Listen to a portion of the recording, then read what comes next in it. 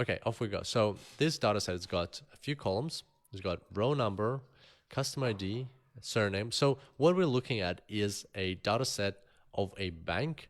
Of course, it's all fictional. It's not a real bank, but it's very realistic. And here we've got a snapshot of, if you scroll down to the bottom, there's going to be 10,000 customers. So 10,000 rows in this data set. And what the bank did is they measured some things about these customers, right? Why did they undergo this whole thing? And what's the challenge here? Well, the bank has been seeing unusual churn rates. So churn is when people leave the company, and they've seen customers leaving at unusually high rates, and they want to understand what the problem is, and they want to assess and address that problem. And that's why they've hired you to look into this data set for them and give them some insights. And how did this data set come to be? Well, 6 months ago, the bank said, all right, there's a big problem. We got to take a sample of our customers. By the way, this is a sample. 10,000 is a tiny number for this bank. This bank has millions of customers. It operates, this fictional bank operates in Europe, in 3 countries, France, Spain, and Germany. And they have lots and lots of customers. So what they did is they took this sample of 10,000 customers, and they've measured 6 months ago everything they knew about them: their customer ID, their surname, credit score, their geography, their gender, their age, their tenure, so how long they've been with the bank, the balance of the customers at that point in time, the number of products they had at that point in time. So a number of products is things like how many products do they have? Do they have a savings account? Do they have a credit card? Do they have a loan? Did the customer have a credit card or not? So there's a yes/no flag. Is the customer an active member? Another yes/no flag. Active member can be measured differently by different organizations.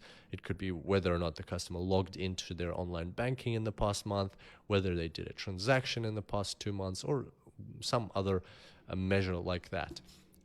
And estimated salary. So the bank doesn't know the salary of the customers, but based on the other things they know, they could estimate a salary for that customer, and they also gave you this information. So 6 months ago, they measured all of these things and said, all right, so for these 10,000 randomly selected customers, we're going to just watch them. So we're just going to wait 6 months, and 6 months down the track, we're going to check who of those customers left and who of those customers stayed. And that's what this column exited represents here.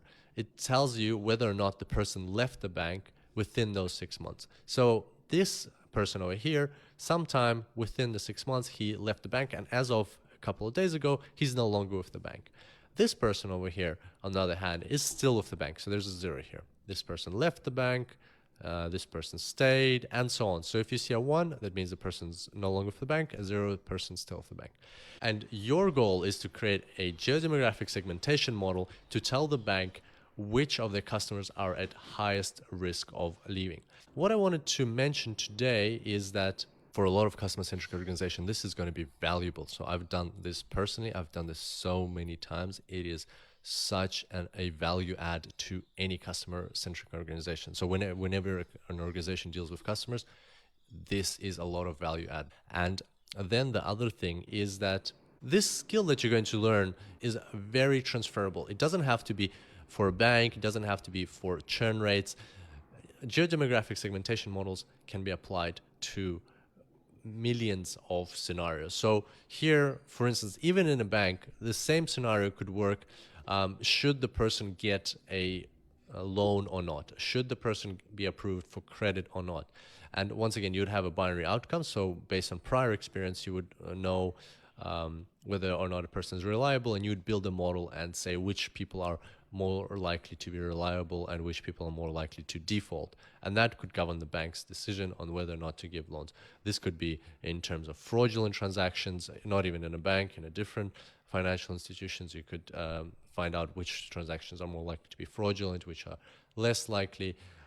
There's lots of scenarios where you could apply a geodemographic segmentation model, and it doesn't even have to be geodemographic. So whenever you have a scenario, when you have a binary outcome and you have lots of independent variables, you can build a proper robust model, and that will tell you which factors influence your outcome. So you can apply this knowledge that you're going to learn in any kind of scenario where you have a binary outcome and lots of independent variables.